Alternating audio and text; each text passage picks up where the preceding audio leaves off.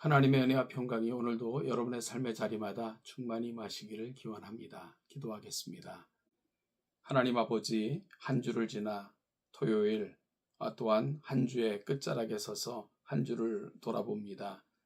우리 연약함과 미련함에도 불구하고 함께하시 하나님께 감사드리며 오늘도 하나님의 말씀을 통해 지난 한 주를 살필 뿐만 아니라 우리 자신을 점검받고 새로운 한 주를 시작하고자 하오니 주의 영이 우리 가운데 임하사 이 모든 일 가운데 함께 하시고 거룩한 주의 영광이 우리 가운데 머무는 복된 이 아침 되게 하여 주옵소서.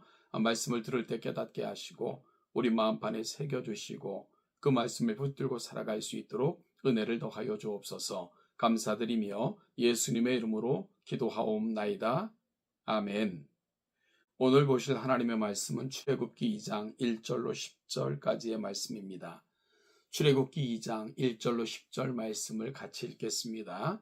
레위 가족 중 한 사람이 가서 레위 여자에게 장가들어 그 여자가 임신하여 아들을 낳으니 그가 잘생긴 것을 보고 석 달 동안 그를 숨겼으나 더 숨길 수 없게 되매 그를 위하여 갈대 상자를 가져다가 엽청과 나무진을 칠하고 아기를 거기 담아 나일 강가 갈대 사이에 두고 그의 누이가 어떻게 되는지를 알려고 멀리 섰더니 바로의 딸이 목욕하러 나일강으로 내려오고 시녀들은 나일 강가를 거닐 때에 그가 갈대 사이에 상자를 보고 시녀를 보내어 가져다가 열고 그 아기를 보니 아기가 우는지라 그가 그를 불쌍히 여겨 이르되 이는 시브리 사람의 아기로다. 그의 누이가 바로의 딸에게 이르되 내가 가서 당신을 위하여 시브리 여인 중에서 유물을 불러다가 이 아기에게 젖을 먹이게 하리이까. 바로의 딸이 그에게 이르되 가라 하매 그 소녀가 가서 그 아기의 어머니를 불러오니 바로의 딸이 그에게 이르되 이 아기를 데려다가 나를 위하여 젖을 먹이라. 내가 그 삭슬 주리라. 여인이 아기를 데려다가 젖을 먹이더니 그 아기가 자라매 바로의 딸에게로 데려가니 그가 그의 아들이 되니라. 그가 그의 이름을 모세라 하여 이르되 이는 내가 그를 물에서 건져내었음이라 하였더라. 아멘.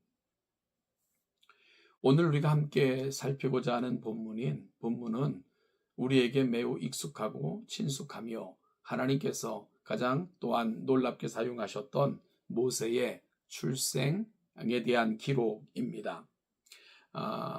오늘 본문을 통해서 우리는 왜 그의 이름이 모세가 되었는지, 그리고 또한 그가 태어났던 시대가 어떤 시대였는가 하는 부분들에 대해서 살펴볼 수 있게 되는데요.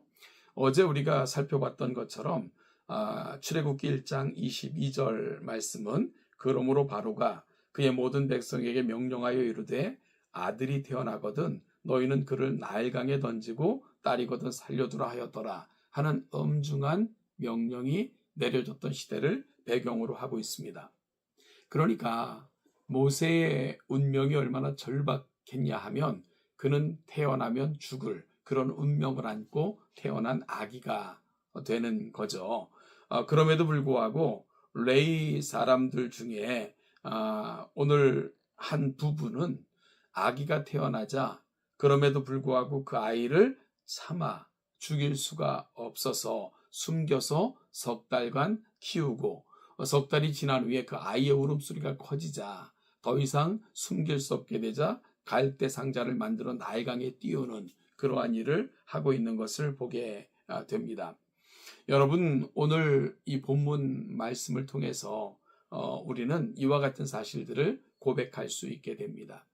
시대가 아무리 급박하다 할지라도 하나님의 사람들은 하나님의 사람들이 해야 할 일을 하며 살아가는 사람들입니다.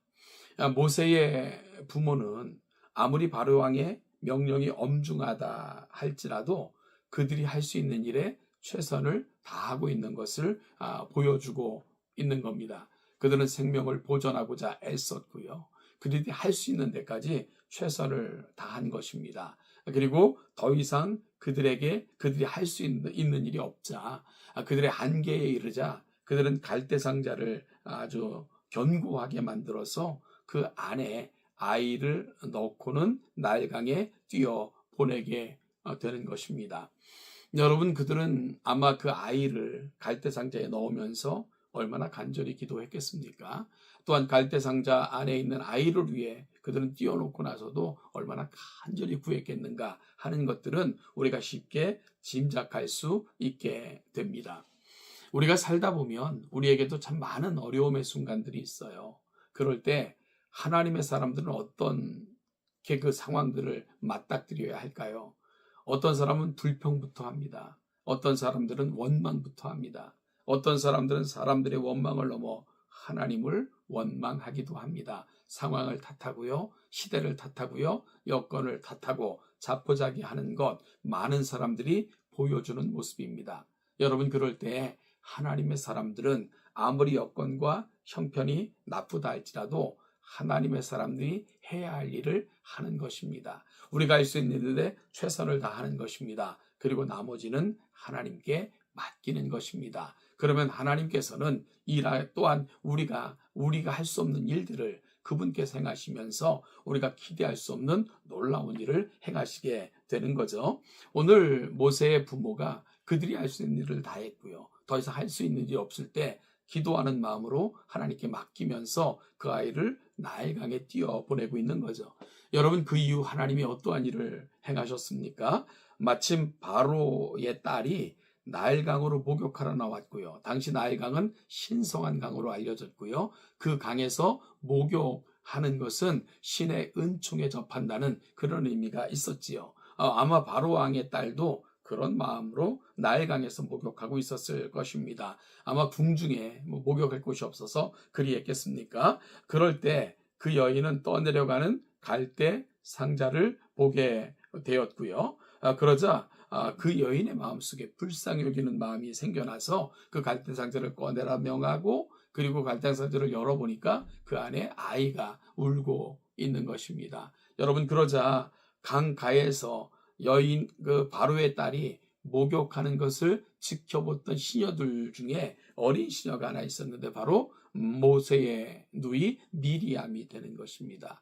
이 공주가 이 아이를 어찌할꼬, 나는 아직까지 애에게 젖을 먹일 수 없는데, 그럴 때 그 여인에게, 그 바로의 딸에게 이런 요청을 하는 거죠.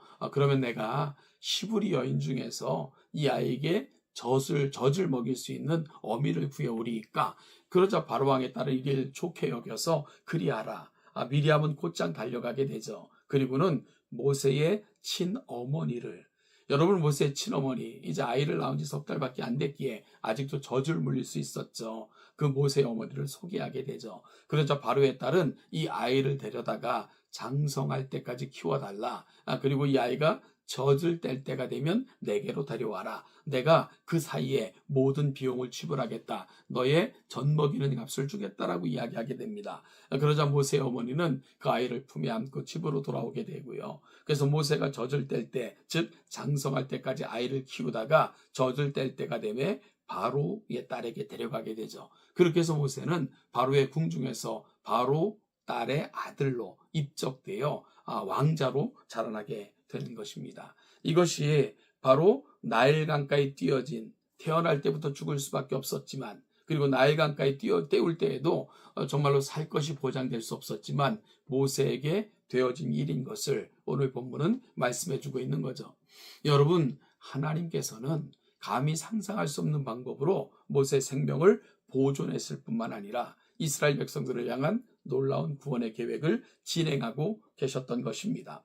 어떤 은혜를 주신 겁니까? 사는 것에서 넘어서서 어머니의 젖을 먹고 자라게 하셨고요. 그 어렵고 급박한 시대에, 정말 살기 어려운 시대였는데 모세의 부모는 자기 자식 젖 먹이며 삭까지 받는, 그리고 그 아이가 장차 미래를 위해 바로의 궁중에서 자라나게 되는 정말 상상할 수 없는 놀라운 은혜를 하나님께서는 모세와 그의 가족들에게 허락해 주신 것입니다.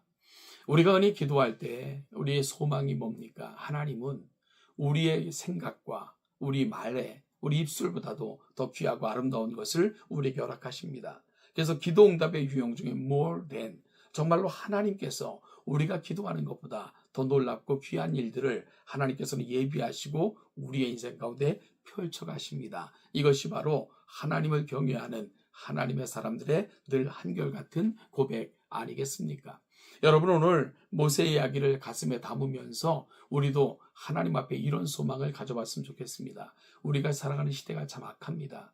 우리가 살아가는 시대가 참 복잡합니다. 이럴 때는 원망하고 불평하는 것이 아니라 하나님의 사람들은 그 시대 속에서도 하나님의 사람들이 감당하는 일을 소망하며 묻고 하나님의 거룩한 감동을 안고 그 일을 행하시는 것입니다. 우리가 할 수 있는 일에 최선을 다해서 우리의 사명을 감당하는 것입니다. 그리고 우리가 할 수 없는 것, 우리가 할 수 있는 일 바깥에 있는 것들이라면 그것은 하나님께 맡기는 것입니다. 그러면 하나님께서는 하나님의 일을 시작하시는 것입니다. 이것이 바로 하나님의 사람들을 향한 하나님의 뜻이고 계획이고 펼쳐가시는 하나님의 또한 실행인 것을 오늘 본문을 통해서 분명하게 깨닫고 확신하고 우리 마음속에 새기는 복된 이 아침이 될 수 있기를 간절히 소망합니다. 사랑하는 동천교회 성도 여러분, 오늘 우리가 살아가는 세상 속에서 우리가 감당할 수 없는 시험을 만날 때는 하나님 앞에 정말 내가 할 수 있는 일에 최선을 다하시고 하나님께 맡기십시오. 그러면 내 생각과 내 기대보다도 더 놀랍게 일하시며 결국은 완성해내시는 하나님의 은혜가 저와 여러분들의 삶의 자리에도 넘쳐나게 될 것입니다. 오늘도 모세와 그의 가족에게 함께하신 하나님의 은혜가 여러분의 모든 삶의 자리에도 그림하시기를 간절히 축복하며 소원합니다.